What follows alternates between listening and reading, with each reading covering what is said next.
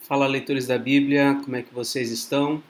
Hoje a gente vai ler Deuteronômio 23 e 24, o Salmo 89 e o último capítulo do Evangelho de João. Vamos orar? Senhor nosso Deus, nosso Pai, te agradecemos mais uma vez por estarmos juntos, podermos ler tua palavra. Rogamos tua bênção, rogamos que o Senhor trabalhe sempre na nossa vida, transformando o nosso coração, mudando, ó Deus, nosso comportamento para que a gente te obedeça cada vez mais, Senhor.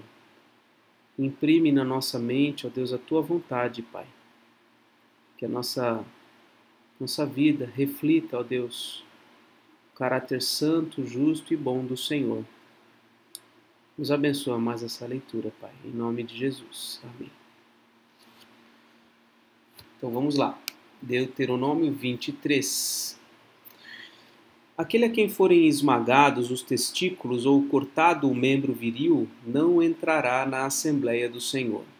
Nenhum bastardo entrará na Assembleia do Senhor, nem ainda a sua 10ª geração entrará nela.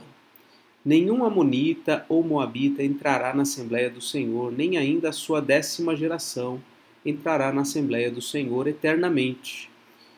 Porque não foram ao encontro de vocês com pão e água no caminho quando vocês estavam saindo do Egito, e porque contrataram Balaão, filho de Peor, da Mesopotâmia, para amaldiçoar vocês.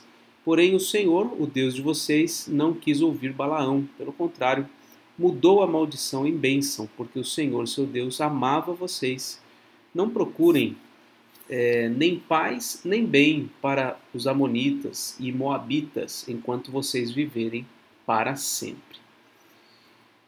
Veja que aqui está sendo repetida aquelas orientações em relação a não permitir que determinadas pessoas entrem na Assembleia do Senhor, ou seja, se congreguem, façam parte do culto a Deus. Né? Essas pessoas que tivessem essas condições aqui, né, no caso do membro viril, do testículo, ou se fosse um filho bastardo, essas condições refletem uma anomalia, né, uma condição estranha, uma condição antinatural. Então, isso já reflete justamente o zelo do Senhor, né, pela santidade, pela perfeição, pela integridade, né, pela retidão. Então, eu creio que a melhor forma da gente entender é isso, né? Não que essas pessoas fossem pessoas a serem desprezadas ou que não tivessem qualquer valia na comunidade de Israel. Pelo contrário, acho que não é isso que o texto está dizendo, mas a condição deles refletia uma anormalidade, né? E por isso, então, não deveriam participar das assembleias. Aqui fala também dos amonitas e dos moabitas, aqueles povos que não receberam o Israel quando passou pelo deserto, teve toda aquela situação. Então Deus fala que eles devem se afastar completamente, não devem procurar a paz desses povos. Versículo 7 diz: Não odeiem os edomitas, porque são irmãos de vocês. Lembram? Os edomitas são os filhos de Esaú, que é irmão de Jacó, o Israel. Nem odeiem os egípcios, porque vocês viveram como estrangeiros na terra deles. Os filhos que lhe nascerem na 3ª geração, cada um deles poderá entrar na Assembleia do Senhor. Quando o exército sair para lutar contra os inimigos de vocês, então vocês devem se guardar de toda coisa má. Se houver entre vocês alguém que por motivo de poluição noturna não esteja puro, sairá do acampamento, não poderá permanecer nele. Porém, ao cair da tarde, ele se lavará com água e depois do pôr do sol poderá voltar ao acampamento. Também haverá um lugar fora do acampamento para onde vocês devem ir e fazer as suas necessidades. Tenham entre as suas armas uma pá, e quando alguém se abaixar fora do acampamento, cavará um buraco com a terra e, virando-se, cobrirá as fezes com a terra.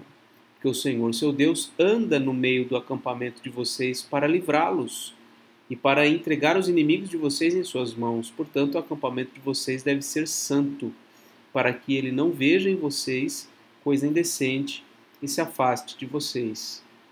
Então, olha só, até o cuidado com a higiene no contexto de guerra está sendo orientado aqui, porque o povo de Deus é um povo santo, que deve refletir essa santidade, essa pureza, em todos os contextos, em todos os momentos. Não entreguem ao seu senhor o escravo que, tendo fugido dele, se refugiar entre vocês. Poderá ficar morando com vocês no lugar que escolher, em alguma das cidades de vocês que for do seu agrado. Não o oprimam. Então, um escravo fugido certamente fugiu por conta de alguma condição adversa. Então, ele deveria ser recebido. Das filhas de Israel, não haverá quem se prostitua no serviço do templo, nem dos filhos de Israel haverá quem o faça. Não permitam que o salário pago à prostituta ou a prostituto, por qualquer voto, seja trazido à casa do Senhor, seu Deus, porque uma e outra coisa são igualmente abomináveis ao Senhor, seu Deus. Então, olha só, até a origem dos recursos, né, uma vez que se soubesse da origem dos recursos, uma origem como essa deveria, enfim, ser evitado. Né? De um compatriota, vocês não devem cobrar juros ao emprestarem dinheiro, comida ou qualquer coisa que se costuma emprestar com juros. Aos estrangeiros vocês podem emprestar com juros, porém aos seus compatriotas vocês não devem emprestar com juros, para que o Senhor, seu Deus, os abençoe em todos os seus empreendimentos na terra que vocês vão possuir. Se fizerem um voto ao Senhor, seu Deus, não devem demorar em cumpri-lo, porque o Senhor, seu Deus, certamente o exigirá de vocês e vocês serão culpados de pecado. Mas se vocês se abstiverem de fazer um voto, não serão culpados de pecado. O que proferiram os seus lábios, isso você tem de guardar e cumprir, porque livremente fizeram um voto ao Senhor, seu Deus, com as palavras que disseram. Essa questão das palavras é repetida por Jesus no Sermão do Monte, por exemplo. Né? Seja a tua palavra sim, sim, não, não. Tudo que é falado, tudo que a gente diz, que a gente se compromete a fazer, deve ser feito. É um voto diante de Deus. Então é melhor não votar do que fazer um voto e não cumprir. Voto é, enfim, empenhar a palavra, dizer, olha, eu vou fazer tal coisa. Né? Enfim, é melhor não dizer nada do que dizer e não cumprir. Quando entrarem na vinha do seu próximo, podem comer uvas à vontade, até ficarem fartos, porém não devem levá-las embora num cesto. Quando entrarem na plantação do seu próximo, podem arrancar as espigas com as mãos, porém não devem colher nada com a foice. Se um homem tomar uma mulher e se casar com ela, e se ela não for agradável aos seus olhos por ter ele achado coisa indecente nela, e se ele escrever uma carta de divórcio e a entregar à mulher e a mandar embora, e se ela, saindo da casa dele, for e se casar com outro homem, e se este passar a odiá-la, e escrever uma carta de divórcio e a entregar à mulher e a mandar embora de sua casa, ou se este último homem que a tomou para si por mulher vier a morrer, então o primeiro marido dessa mulher que a mandou embora não poderá casar-se de novo com ela, depois que foi contaminada, pois é abominação diante do Senhor. Assim vocês não farão pecar a terra que o Senhor, seu Deus, lhes dá por herança. Uma das coisas mais atuais aí, infelizmente, no meio do povo de Deus, é essa questão do divórcio, do novo casamento. É muito triste ver tudo isso proliferando tanto.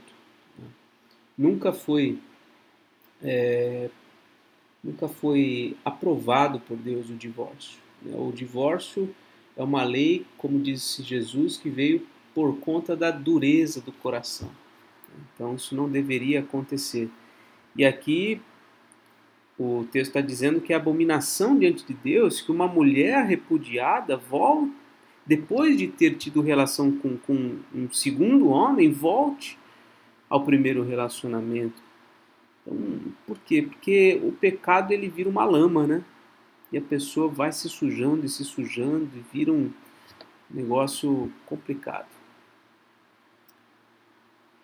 Um homem recém-casado não sairá à guerra, nem lhe será imposto qualquer encargo. Durante 1 ano ficará livre em casa e fará feliz a mulher com quem se casou.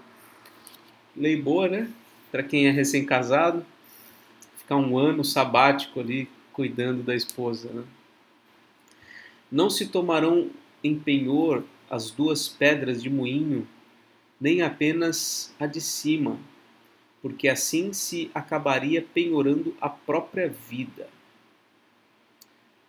Caso seja encontrado alguém que, tendo raptado um de seus irmãos dos filhos de Israel, o trata como escravo ou vende, esse ladrão deve morrer. Assim vocês eliminarão o mal do meio de vocês. Em caso de lepra, tenham todo o cuidado de fazer segundo tudo o que lhes ensinarem os sacerdotes levitas, como lhes tenho ordenado. Vocês terão cuidado de o fazer. Lembrem-se do que o Senhor, seu Deus, fez com Miriam no caminho, quando vocês saíram do Egito. Se você emprestar alguma coisa ao seu próximo, não deve entrar na casa dele para lhe tirar o penhor. Fique do lado de fora, e o homem a quem você fez o empréstimo trará o penhor até você. Porém, se for homem pobre, não fique com o penhor durante a noite. Ao pôr do sol, restitua-lhe sem falta o penhor, para que durma no seu manto e abençoe você. Isso será para você um ato de justiça diante do Senhor, seu Deus. Aqui 2 coisas assim, rapidamente, né? Quando fala que não se tomarão em penhor as 2 pedras de moinho, no versículo 6, nem apenas a de cima, porque assim se acabaria penhorando a própria vida. Eu não estou me recordando aqui exatamente o que seria esse moinho, mas tem a ver com alguma coisa relacionada ou à alimentação ou à água, alguma coisa assim, talvez a água. E tomar em penhor as 2 pedras significaria a interrupção do funcionamento desse moinho. E por isso está dizendo, né, que coloca em penhor a própria vida, porque a coisa vai parar de funcionar. Imagino que seja alguma coisa nesse sentido. E aqui no versículo 10, se você emprestar alguma coisa ao seu próximo, não deve entrar para pegar o penhor. Então você emprestou alguma coisa, né? E o homem, cadê aqui? Aqui é no caso de uma capa, como se fosse uma capa, um manto, né? Restitua-lhe sem falta o penhor, quer dizer, ele deixou a capa dele como uma garantia de que vai te devolver. Você lhe deu algo emprestado e ele deixou com você o manto dele que ele usa para se aquecer. E a orientação é: devolva antes de anoitecer. Por quê? Porque ele vai precisar daquilo. Isso é um ato de justiça diante do Senhor. Quer dizer, mais importante é a vida daquela pessoa do que o bem que você emprestou para ela. Então, não deixe o irmão lá padecer por conta dele estar te devendo alguma coisa. Não oprima um empregado pobre e necessitado, seja ele um dos seus compatriotas ou um estrangeiro que está morando na terra e na cidade onde você vive. Pague-lhe o salário no mesmo dia, antes do pôr do sol, porque ele é pobre e a vida dele depende disso, para que ele não clame ao Senhor contra você e você seja culpado de pecado. Então, se você contratou o serviço de alguém que depende daquele dinheiro, daquele valor naquele dia, não deixe para pagar amanhã, paga no dia. Os pais não serão mortos por causa dos filhos, nem os filhos serão mortos por causa dos pais, cada um será morto pelo seu próprio pecado. Olha só, um esclarecimento daquele segundo mandamento tão difícil de entender, né? Não pervertam o direito do estrangeiro e do órfão, nem tomem em penhor a roupa da viúva. Lembrem-se de que vocês foram escravos no Egito e de que o Senhor os resgatou de lá. Por isso lhes ordeno que façam assim. Quando estiverem no campo, fazendo a colheita, e nele esquecerem um feixe de espigas, não voltem para buscá-lo. Deixem que fique para os estrangeiros, para os órfãos e para as viúvas, para que o Senhor, seu Deus, abençoe vocês em tudo o que fizerem. Quando sacudirem a oliveira, não voltem para colher os frutos que ficaram nos ramos. Deixem que fiquem para os estrangeiros, para os órfãos e para as viúvas. Ao fazerem a vindima das uvas, não sejam rigorosos demais. Deixem que o restante fique para os estrangeiros, para os órfãos e para as viúvas. Lembrem-se de que vocês foram escravos na terra do Egito, por isso lhes ordeno que façam assim. Então, deixe sempre sobrar alguma coisinha que pode beneficiar alguém que está passando por necessidade, né? Esse é o princípio. Bom, vamos agora ao Salmo 89. Salmo didático de Etã, Ezraíta. A promessa de Deus a Davi. Cantarei para sempre as tuas misericórdias, ó Senhor. Os meus lábios proclamarão a todas as gerações a tua fidelidade. Pois eu disse, a misericórdia está edificada para sempre. A tua fidelidade, tu a confirmarás nos céus. Tu disseste, fiz uma aliança com o meu escolhido e jurei a Davi, meu servo. Para sempre estabelecerei a sua posteridade e firmarei o seu trono de geração em geração. Os céus celebram as tuas maravilhas, ó Senhor, e na Assembleia dos Santos louvam a tua fidelidade. Pois quem nos céus é comparável ao Senhor? Entre os seres celestiais, quem é semelhante ao Senhor? Deus infunde grande terror na Assembleia dos Santos. É temível sobre todos os que o rodeiam. Ó Senhor, Deus dos exércitos, quem é poderoso como tu és, Senhor? Com a tua fidelidade ao redor de ti, dominas a fúria do mar. Quando as suas ondas se levantam, tu as acalmas. Esmagaste o monstro Raabe e o mataste. Com o teu braço forte dispersaste os teus inimigos. Teus são os céus e tua é a terra. O mundo e a sua plenitude, tu os estabeleceste. O norte e o sul, tu os criaste. O Tamor e o Hermon exultam em teu nome. O teu braço é poderoso, forte é a tua mão e elevada é a tua mão direita. Justiça e direito são o fundamento do teu trono. Graça e verdade te precedem. Bem-aventurado o povo que conhece os gritos de alegria, que anda, ó Senhor, na luz da tua presença. Em teu nome se alegra o dia todo e na tua justiça se exalta, porque tu és a glória de sua força. No teu favor é exaltado o nosso poder, pois ao Senhor pertence o nosso escudo e ao Santo de Israel, o nosso Rei. Outrora falaste em visão aos teus santos e disseste, a um herói concedi o poder de socorrer, do meio do povo exaltei um escolhido, encontrei Davi, meu servo, com o meu santo óleo ungi.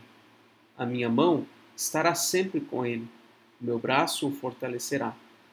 O inimigo jamais o surpreenderá, nem será ele humilhado pelo filho da perversidade. Esmagarei diante dele os seus adversários e destruirei aqueles que o odeiam. A minha fidelidade e a minha bondade o acompanharão, e em meu nome crescerá o seu poder. Porei a sua mão sobre o mar e a sua direita sobre os rios. Ele me invocará, dizendo, tu és o meu Pai, meu Deus e a rocha da minha salvação. Por isso farei dele o meu primogênito, o mais elevado entre os reis da terra. Conservarei para sempre a minha bondade para com ele, e lhe confirmarei a minha aliança. Farei durar para sempre a sua descendência, e o seu trono ficará firme enquanto o céu existir.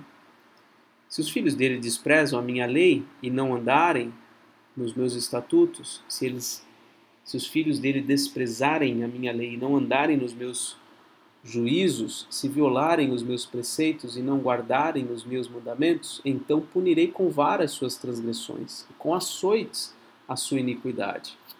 Mas jamais retirarei dele a minha bondade, nem desmentirei a minha fidelidade. Não violarei a minha aliança, nem modificarei o que os meus lábios prometeram. Uma vez jurei por minha santidade, que nunca mentiria a Davi. A sua posteridade durará para sempre, e o seu trono como o sol diante de mim. Ele será estabelecido para sempre como a lua, e fiel como a testemunha nos céus. Tu, porém, o repudiaste e o rejeitaste, e te indignaste com o teu ungido. Quebraste aliança com o teu servo, profanaste a sua coroa, jogando-a no chão. Arrasaste todas as suas muralhas, reduziste a ruínas as suas fortificações. Todos os que passam pelo caminho os saqueiam. Ele se tornou objeto de deboche para os vizinhos. Exaltaste a mão direita dos seus adversários e deste alegria a todos os seus inimigos. Deixaste sem fio a sua espada e não o sustentaste na batalha. Fizeste cessar o seu esplendor e deitaste por terra o seu trono. Abreviaste os dias da sua mocidade e o cobriste de vergonha. Até quando, Senhor, ficarás escondido para sempre? Até quando a ira queimará como fogo? A tua ira queimará como fogo? Lembra-te de como é breve a minha existência.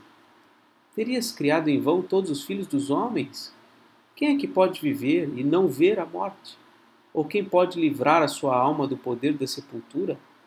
Senhor, onde estão as tuas misericórdias de outrora, juradas a Davi por tua fidelidade? Lembra-te, Senhor, dos insultos contra os teus servos e de como trago no peito a injúria de muitos povos, com que os teus inimigos, Senhor, têm insultado, sim, insultado os passos do teu ungido. Bendito seja o Senhor para sempre. Amém e amém. Ufa! Bem longo esse salmo, né?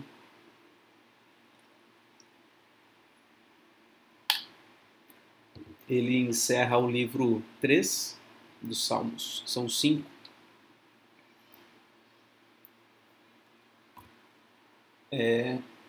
Eu acho que a minha esposa chegou em casa e não vai dar para gravar mais. Então amanhã eu vou fazer a leitura do último capítulo de João, junto com o primeiro do livro seguinte, tá bom? Que Deus te abençoe. Até mais.